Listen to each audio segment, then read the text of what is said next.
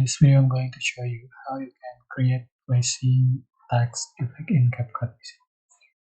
So to make the placing text effect, you can select a background, and I'm just going to add the white or black, and I just screen and go to text, select default text to add the text. Just the duration, and you can change for the text.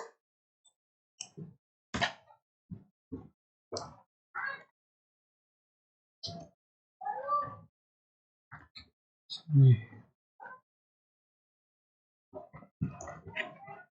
Change for the font style and font size, and after done you are just going to select the clips, right click and create component clip, go to effect and select horizontal place 2.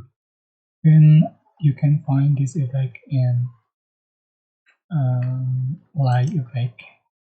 Here's new pro effect. You have to join pro first to be able to use this effect. So you can see for the final result, and you can adjust for the option right here for the blur, strength, glow, range, and then speed. So simple. I hope this tutorial was helpful for you guys. Don't forget to like, comment, share, and also subscribe. Thank you so much for watching.